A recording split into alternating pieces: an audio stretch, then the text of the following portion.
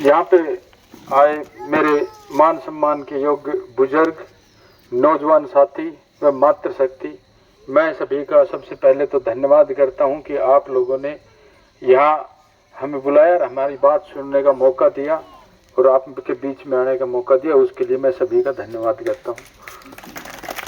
देखिए, बाबूजी ने सारी बातें तो बता दी है, इनके डॉक्यूमेंट हमारे पास हैं सारे। अब ये हमने जो है इन लोगों ने सारी बातें शुरू से झूठ बोली। पहले तो विधायक ने कह दिया, स्टेटमेंट दे दी कि राव साहब ने वादा नहीं किया। उसके बाद हमने एक ऑडियो उनकी वायरल कर दी जिसमें उन्होंने साफ कहा है कि हम आपको 200 बेड का हॉस्पिटल दे देंगे, आप हमें वाटर टैंक के लिए ज़मीन दे दो। वो बातें सब मीडिया में वायरल हो रही है, सबने देखी है। जो भी मीडिया के माध्यम से जुड़ा हुआ है, जो नहीं जुड़ा हो उनसे हम बताने आए हैं।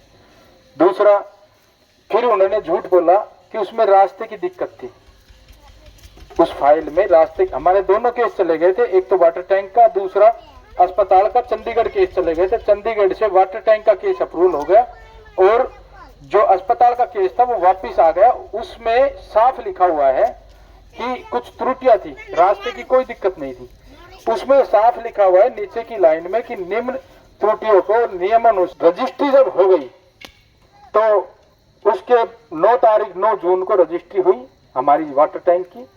तो 12 जून को इन्होंने एक लेटर निकाल दिया ग्राम सभा का, शहबाजपुर का, आरती राव के आदेश पे। इसमें लिखा हुआ है, उपरोक्त विषय के संबंध में आपको लिखा जाता है कि माननीय श्रीमती आरती राव स्वास्थ्य मंत्री हरियाणा सरकार से 200 स्तरीय नागरिक अस्पताल हेतु ग्राम पंचायत शहबाजपुर खालसा में 5 एकड़ भूमि स्वास्थ्य विभाग दिए जाने बारे निर्देश प्राप्त हुए। इसलिए आपको निर्देश दिए जाते हैं कि उक्त बारे दिनांक 18/6/2025 को प्रातः 11 बजे विशेष ग्राम सभा करवाना सुनिश्चित करें। यदि ग्राम सभा सहमत हो तो संपूर्ण केस तैयार करवाकर खंड कार्यालय में प्रस्तुत करना सुनिश्चित करें। अब ये बोल रहे कि हमने जगह फाइनल नहीं की थी। राव साहब की एक स्टेटमेंट आई कि हमने जगह फाइनल नहीं की थी। इससे पहले ही ये लोग जो है वहां धरने पर बैठ गए, मेरी छवि खराब करने लगे। जब ये ग्राम सभा उन्होंने करवाई है, सारी जगह देखने के बाद, साइड देखने के बाद, तो फिर इसमें वादे से ना मुकरने वाली बात कहाँ रहेगी। अगला मैं आपको बताना चाहता हूं कि मैं आपको बताना चाहता हूं कि एक चंडीगढ़ से गोकलगढ़ का केस गया था हमारे गांव के केस से पहले, और गोकलगढ़ का केस 2 रीजन से कैंसिल हुआ था। पहला था दोनों साइड रेलवे फाटक, दूसरा था 5 एकड़ भूमि जो भविष्य के देखते हुए कम पड़ेगी। जब 5 एकड़ भूमि गोकलगढ़ की कैंसिल हो गई तो फिर इन्होंने 5 एकड़ भूमि शहबाजपुर का लेटर किस बेस पे निकाल दिया। अब बात आती है कि क्यों निकाला। तो मैं आपको बताना चाहता हूं कि जब यहाँ पे आरती राव स्वास्थ्य मंत्री यहाँ पे घूम रही थी तो शहबाजपुर में गई, तो उस टाइम उनके साथ ना तो हमारे हल्का विधायक थे और ना ही कोई वो उनके साथ प्रॉपर्टी डीलर थे। उनके कार्यकर्ता है, वो प्रॉपर्टी डीलर है। प्रॉपर्टी डीलर का काम तो जरूर करते हैं, वो कार्यकर्ता भी होंगे। उनके कहने पर, भूमाफियाओं के कहने पर उनकी क्या आपस में बातचीत है वो हमें नहीं पता, लेकिन उनके कहने पर उन्होंने ये गलत तरीके से एक फाइल को रोक के दूसरी फाइल चलाई है। बोल जी सरपंच से बात करेंगे राव साहब। अब राव साहब ने बात की तो उन्होंने कहा कि भाई आप लोग ये जो इतने लोग लेके मेरे ऊपर दबाव मत बनाने की कोशिश करो, क्योंकि 250-300 लोग यहाँ से गए थे। उन्होंने कहा कि दबाव बनाने की, मैंने कहा कि साहब हम आप पे दबाव नहीं, आपसे रिक्वेस्ट करने आए, आपसे विनती करने आए, आप हमारी बात सुनो। और जैसे आपने कहा वैसे हमने किया।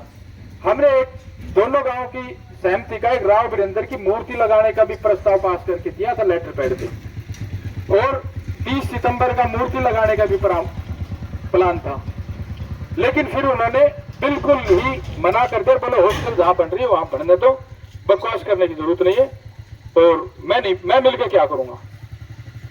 नहीं मिले भाई, ठीक है राजा आदमी है। मैंने थे उन्हीं की एज के बाबा थे लगभग, और उन्हीं की तरह मजबूत थे राव रामेर। वो हमारे अध्यक्ष भी थे। 29 तारीख को महापंचायत के दिन वो महापंचायत में भी थे, मौजूद थे, और हमारे मातृशक्ति को महिलाओं को बोल के आते थे गांव में कि चलो धरने पे चलो, कह के आते थे डेली।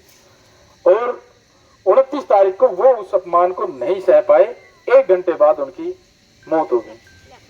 अभी मैं कहूंगा मान सम्मान की, तो मेरे को कई बुजुर्गों ने कहा, मेरे को पता लगा, मेरे को महसूस हुआ कि इन बुजुर्गों को ठेस लगी है। तो मैंने महापंचायत के दिन उनके एक्सपायर होने से पहले मंच के माध्यम से बुजुर्गों की सम्मान की बात कही थी। वो इसीलिए कही थी कि मेरे को उस दिन ठेस लगी और मुझे पता लगा, मुझे महसूस हुआ कि इनको जो है ठेस लगी है। और लोगों ने भी, आसपास के गांव से लोगों ने कहा कि हमारी पंचायतें भी गई थी, आपके नीरपुर गांव की भी गई थी, आपकी फिदड़ी गांव की भी गई थी, पंचायतें गई थी, पर्सनल लोग नहीं गए थे, उनसे भी वो नहीं मिले।